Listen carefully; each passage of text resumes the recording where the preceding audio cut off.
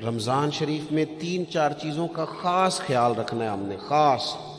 ایک تو رمضان شریف میں قرآن پاک سے خاص محبت فرمائے، شہر رمضان الذی انزل فیہ القرآن، خاص محبت۔ الحمدللہ ہمارے ہاں قرآن کے عالم بھی موجود ہیں، حافظ بھی موجود ہیں، بلکہ مسجدیں کم ہوتی ہیں، حافظ زیادہ ہوتے ہیں۔ یہ دیکھ لئے مدارس کی خدمات ہیں اللہ کے فضل سے، قراء بھی ہیں، سب کچھ ہے۔ اب ضرورت ہے قرآن پاک سے محبت کرنے والوں کی۔ ہر نقیب، ہر خطیب یہ کہہ رہا ہے کہ سارا قرآن حضور کی تعریف ہے، کہتے ہیں نا جی، تو چاہیے نا کبھی کبھی رکا ہے محفل سے کہ جناب ہمارا دل کر رہا ہے ہمیں سورہ رحمان سنائی جائے۔ کبھی کبھی یہ رکے آتے ہیں نا فرمائشی رکے، یہ نعت پڑھے، یہ تو جب سب کہہ رہے ہیں یہ حضور کی نعت ہے سارا قرآن، تو کو رکا آنا چاہیے نا، آج سورہ حامیم سجدہ کی تلاوت سنائی جائے، آنے چاہیے نا یہ والے رکے بھی، صحیح کہہ رہا ہوں نا؟ تو خوب ارادہ کریں کہ قرآن مجید سننا ہے۔ ہم کھڑے رہتے ہیں، ہم کھڑے رہتے ہیں، پاسپورٹ کے دفتر بھی 1.5 گھنٹہ لوگ کھڑے ہیں، شناختی کارڈ کے دفتر میں بھی کھڑے، امیگریشن کی لائنوں میں بھی کھڑے۔ نیت کریں کہ میں نے جم کے قرآن مجید سننا ہے، اور جس مسجد میں پہلی تراویح شروع کریں کوشش کریں کہ ساری تراویح اسی میں پڑھی جائے، اور خاص ذوق کے ساتھ۔ خاص پنجاب میں ایک گاؤں تھا، تو اس میں نا ایک دفعہ ایک بالکل عام سادہ سا آدمی دکاندار تھا، تو اس کا انتقال ہو گیا، تو اس کی قبر سے خوشبو آنے لگی۔ تو اگر پیر صاحب ہوتے پھر تو بچوں کی موج لگ جاتی، کیا بات ہے بھئی، اتنی کرامت۔ عام سادہ آدمی تھا، قبر سے خوشبو آنے لگی، لوگ پہنچ گئے، معلومات کی، گھر تک گئے، کہا کوئی مطلب ٹھیک ہے داڑھی شریف تھی، نمازی تھا، لیکن کوئی ایسی خاص چیز ہم نے نہیں دیکھی۔ تو اس کے گھر والے بتانے لگے کہ نا قرآن مجید نہیں پڑھا ہوا تھا، بوڑھا آدمی تھا لیکن قرآن مجید سے عشق کرتا تھا، کئی گھنٹے قرآن مجید کو وضو کر کے اپنے پاس رکھتا اور پھر انگلیاں چلاتا اور کہتا میرے مالک نے میرے لیے جو بھی فرمایا ہے حق اور سچ ہی فرمایا ہے۔ اسے چومتا، پیار کرتا۔ اللہ نے یہ اعزاز دیا کہ اگر انتقال ہوا تو قبر کی مٹی سے بھی خوشبو آنی شروع ہو گئی۔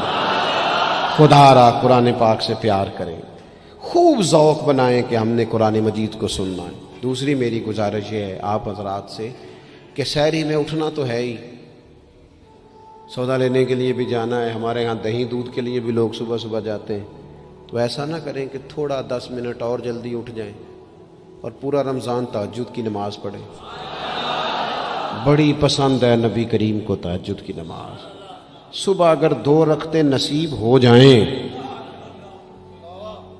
تو نبی کریم علیہ السلام نے فرمایا جب جوان آدمی تہجد کے لیے کھڑا ہوتا ہے تو اللہ فرشتوں کے سامنے فخر فرماتا ہے۔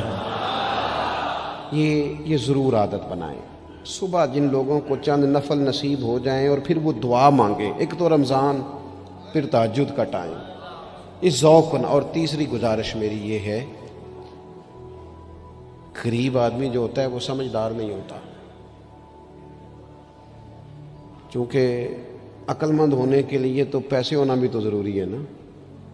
میں نے دیکھا ہے کہ بالکل ان پڑھ آدمی ہو لیکن سیٹھ ہو نا، تو بڑے بڑے سیانے لوگوں کو نصیحتیں کر رہا ہوتا ہے اور اس کی سنی بھی جا رہی ہوتی ہیں۔ میری غربت نے کیا مجھ کو زمانے میں بدنام، تیری دولت نے تیرے عیب چھپا رکھے۔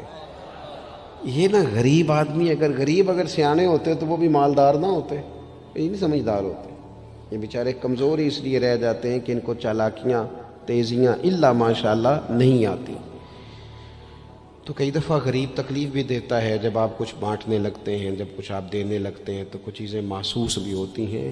بندہ دیکھ کر خیرات نہ کریں، اللہ کی رضا دیکھ کر کریں۔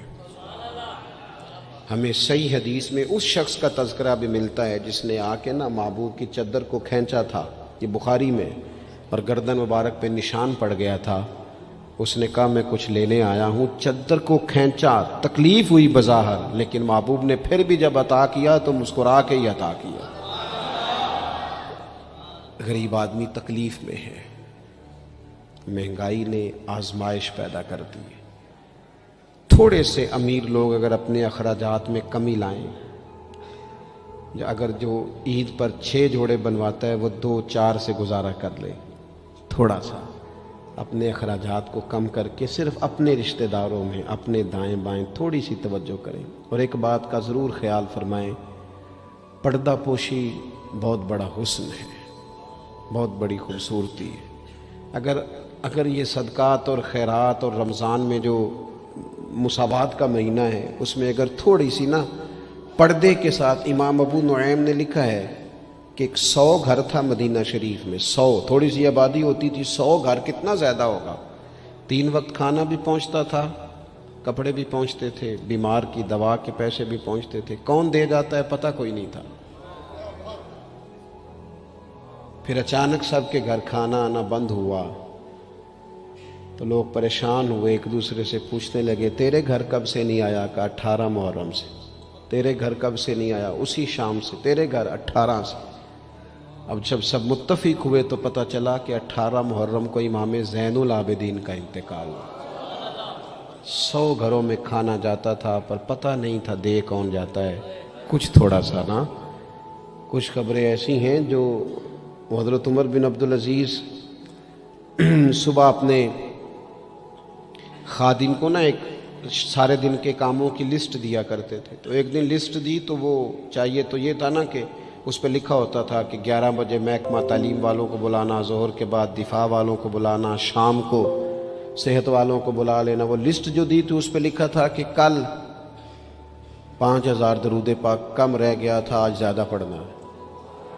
وہ فلاں بیوہ کے گھر میں راشن پہنچانا ہے۔ وہ 2-3 لائنیں ابھی پڑھی تھیں کہ وہ حضرت نے چھین لی، فرمایا یہ تو میری ذاتی ہے۔ تو مشیر کہنے لگا حضور یہ کب کرتے ہیں، کبھی بتایا نہیں۔ تو آپ فرمانے لگے کچھ پیسے چھپا کے رکھے ہوتے ہیں لوگوں نے کہ مشکل پڑ گئی تو کام آئیں گے۔ میں نے بھی کچھ نیکیاں سب سے چھپائی ہیں، قیامت میں مشکل پڑ گئی تو اللہ کے کرم سے میرے کام آ جائیں گے۔ یہ کچھ میں نے سائیڈ پہ کر دی ہیں جو میں نے کسی کو بتائی، تو رمضان شریف میں ایسی نیکیوں کا موقع ملے گا۔ کچھ چھپا لیں، قیمتی چیزیں سب کو نہیں بتائی جاتی، چھپائی جاتی ہیں۔ جن کو قیمتی سمجھتے ہیں نا، کروڑوں روپیہ جس کے پاس ہو وہ تھوڑی بتاتا ہے، میرے گھر میں 50 تولے زیور پڑا، تھوڑی کو بتائے گا۔ تو قیمتی چیزیں بتائی نہیں جاتی، چھپائی جاتی ہیں۔ اپنی نیکیوں کو قیمتی بنائیں، ان کو چھپائیں۔ اللہ کے حضور دعا کرتا ہوں، یہ حضرت نے بھی اس پر بات کی تھی اور مجھے بھی ارشاد فرمایا، یہ جو آپس کی رنجشیں ہیں نا، جب مقاصد بڑے ہوتے ہیں پھر رنجشیں نہیں ہوتی۔ آپس کی رنجشیں، بس ایک حدیث پاک عرض کرتا ہوں، اگر آپ کی سمجھ میں آ گئی تو بات۔ ہمارے ہاں نا کچھ لوگوں نے سنتوں کو بھی مخصوص کر لیا نا کہ یہ والی سنت ہے۔ بھئی تمام ظاہری سنن اور آداب پر بھی عمل کریں اور جو باطنی کیفیات ہیں اس پر بھی غور کریں۔ ترمذی میں حدیث ہے، امید ہے آپ یاد رکھیں گے۔ نبی رحمت علیہ السلام نے فرمایا، اے انس، اے میرے بیٹے، تم سے ہو سکے تو صبح اس حال میں کرنا کہ تمہارے دل میں کسی کے لیے بغض نہ ہو۔ صبح اس حال میں کرنا کہ تمہارے دل میں کسی کے لیے بغض نہ ہو۔ اور محبوب فرمانے لگے، یہ میری سنت ہے، یہ میری سنت ہے، یہ میرا طریقہ ہے دل کو۔ اور ایک حدیث پاک میں حضور نے خود فرمایا تھا، کوئی کسی کے بارے میں مجھے بات نہ پہنچائے، میں اپنا دل تمہارے بارے میں صاف رکھنا چاہتا ہوں۔ اپنے دل سے نہ ان چیزوں کو نکال پھینک کے، اور اگر آج یہ چھوڑ جائیں گے نا مسجد کے باہر تو پھر تو رمضان میں ہلکے پھلکے ہو جائیں گے انشاءاللہ تعالی۔ آنے والا وقت بہتر گزرے گا۔ اللہ تعالیٰ توفیق عمل عطا فرمائے۔ وما علینا الا البلاغ۔ اللہم صلی علی سیدنا و مولانا محمد معدن الجود والکرم وآلہ وصحبہ وبارک وسلم۔ مالک کریم، ہماری اس محفل مبارکہ کو قبولیت کا درجہ عطا فرما۔ اتنے سارے احباب شریک ہوئے، علماء، مشائخ، کارکن، اللہ تعالیٰ سب کی حاضری کو اپنی بارگاہ میں قبول فرما۔ ہمارے گناہوں کو معاف فرما، ہماری غلطیوں سے درگزر فرما، علم نافع، عمل صالح کی توفیق عطا فرما۔ مالک کریم، سجدوں کا ذوق، عبادتوں کا شوق، تلاوتوں کی لذت عطا فرما۔ اے اللہ، خیر کرنے اور خیر پھیلانے کا ذریعہ بننے کی توفیق عطا فرما۔ ہم سب کو شر سے محفوظ فرما۔ اے اللہ، دلوں کے قبلے، سوچوں کے زاویے درست فرما۔ دروازہ رسول صلی اللہ تعالی علیہ وسلم کی غلامی اور گدائی عطا فرما۔ بیماروں کو شفا عطا فرما۔